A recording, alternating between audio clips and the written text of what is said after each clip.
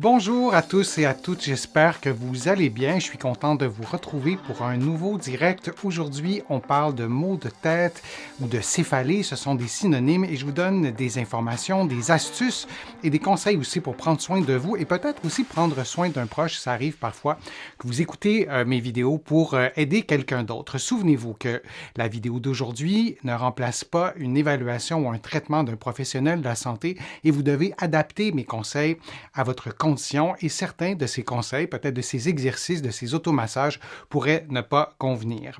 Vous allez trouver beaucoup d'informations que je vais vous donner aujourd'hui et beaucoup d'exercices aussi dans mes livres, notamment 99 façons de soulager les douleurs au dos et au cou et aussi le livre Va prendre l'air, tout sur le pouvoir exceptionnel de la respiration. Alors, la question qui est simple, le cou peut-il être le coupable d'un mal de tête? Bien, la réponse, je vous le dis tout de suite, c'est oui. Et c'est céphalée, ce type de mal de tête, bien, on appelle ça la céphalée cervico-génique. On peut le dire comme ça. Et c'est ce qui cause le mal de tête, c'est une structure qui est potentiellement problématique dans votre cou. Et on voudra élaborer un plan de traitement qui vise, qui cible le rétablissement de cette structure-là. Je vous en présente quelques-unes. Je vous en ai déjà parlé sur ma chaîne. Je vais vous en parler vraiment avec l'angle de la céphalée. Alors, on peut avoir une articulation cervicale qui est problématique et en général, les maux de tête, les céphalées qui sont liés, qui sont causés par une douleur au cou, ça provient de la région cervicale haute la plupart du temps. Et si vous regardez les premières vertèbres, c'est un schéma, mais vous voyez qu'elles ne sont pas du tout faites comme les autres. Et il y a un disque intervertébral qui est absent aussi. Alors, biomécaniquement, c'est différent. Ce ne sont pas les mêmes mouvements non plus qui ciblent la région cervicale haute. Si je vous le mets en plus grand comme ça, vous allez voir que leur forme est vraiment complètement différente. Et en plus, la première vertèbre cervicale s'articule avec le crâne. Alors, forcément, elle est faite différemment et peut causer des problèmes et peut causer des douleurs à la tête. Les muscles. Alors, vous voyez, il y en a vraiment des tonnes. Il y a de ces muscles qui sont vraiment très petits. Il y a de ces muscles que vous ne parviendrez pas vous-même à palper, à toucher. Même pour nous, en réadaptation, c'est parfois difficile d'aller les palper individuellement, mais de détendre ces muscles-là, ou à l'inverse, une tension à la région cervicale, peut faire en sorte de causer un mal de tête. Et on a intérêt, dans ces cas-là, à traiter les muscles du cou. Si votre mal de tête, votre céphalée, c'est une migraine, c'est autre chose. Ce n'est pas du tout le même plan de traitement. Mais parfois, ça vient du cou et on doit vraiment s'occuper de ces muscles-là parce que sinon, on ne règle pas le problème de céphalée, de mal de tête ou le problème devient récurrent. Puis là, on a l'impression qu'on n'y arrivera jamais. Il y a les disques intervertébrales, il n'y en a pas entre les deux premières vertèbres cervicales, mais vous les voyez ici, ils sont en rouge. Je vous les montre aussi différemment, qui sont en gris, en bleu-gris. Et ce que vous voyez, ce sont des ligaments, surtout pour le centre de la colonne. On voit les ligaments et les disques sont en dessous de ces ligaments-là. À la partie supérieure de l'image, vous voyez qu'il y a des ligaments de chaque côté. Alors là, ce ne sont pas évidemment des disques intervertébraux. Donc, on a les disques et aussi les ligaments. Et vous voyez aussi en jaune, ce sont des racines nerveuses ou des nerfs pour simplifier.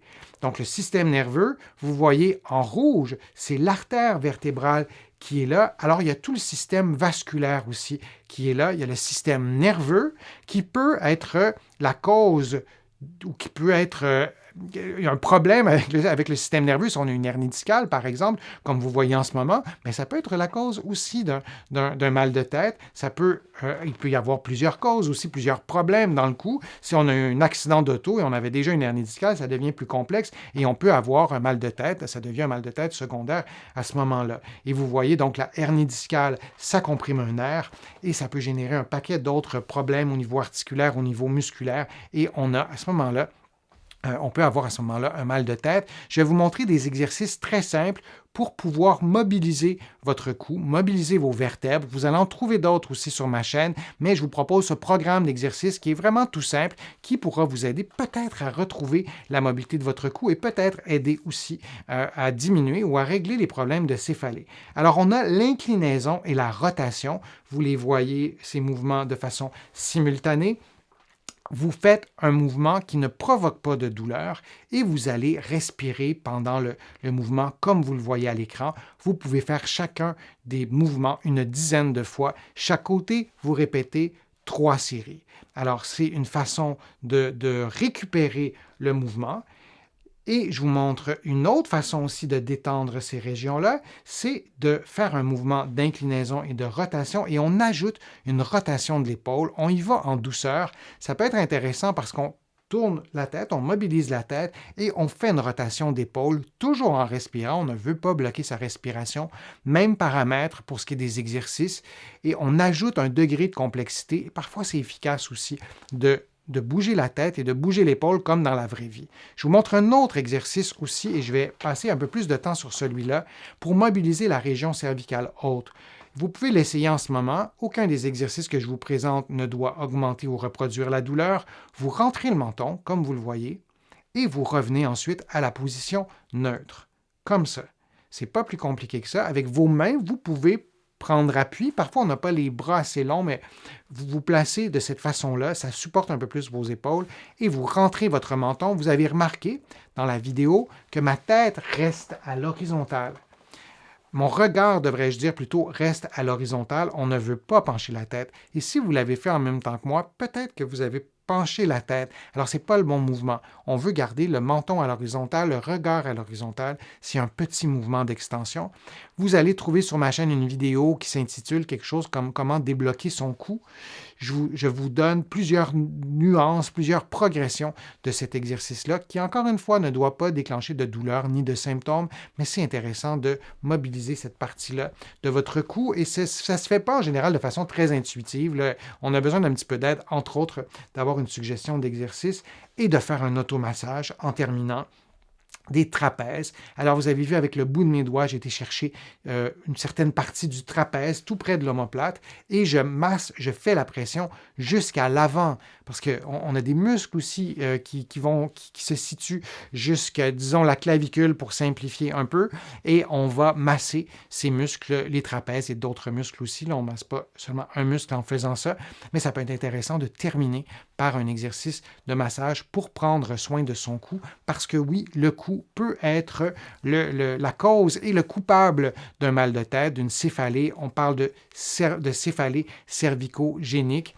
Et à ce moment, le traitement, c'est de prendre soin de son cou. Rien n'empêche de traiter le mal de tête avec certaines médications, avec d'autres stratégies thérapeutiques, mais si ça provient du cou, on doit s'occuper du cou. Je vous remercie de vos questions, d'être là sur ma chaîne aussi régulièrement. J'espère que ma vidéo vous a été utile. Si c'est le cas, je vous invite à cliquez j'aime, à la partager sur vos réseaux sociaux. Vous le savez, ça me donne plus de visibilité. Ça m'aide aussi à vous présenter d'autres contenus et je m'alimente beaucoup à travers vos questions. Vous le savez, vous pouvez aussi contribuer à mes plateformes, soit en cliquant sur le petit cœur j'aime. Dans la plupart des pays, il est présent. Vous pouvez aussi faire une contribution sur mon site web, le www.denisfortier.ca et je vous remercie, ceux et celles qui ont fait des contributions et considérez ces remerciements comme vraiment très personnels. Et sans ces contributions, ça serait difficile pour moi de continuer à vous présenter autant de contenu. Vous allez pouvoir vous abonner à mon site web, c'est-à-dire à l'infolettre sur mon site web en le visitant, donc www.denisfortier.ca. Vous allez trouver aussi beaucoup d'informations dans mes livres, notamment mon livre 99 façons de soulager les douleurs au dos et au cou et mon livre Va prendre l'air, tout sur le pouvoir exceptionnel de la respiration. Alors, j'espère vous retrouver pour une prochaine vidéo, pour un prochain direct. Je vous souhaite une belle fin de journée, si c'est le cas, et on se revoit bientôt.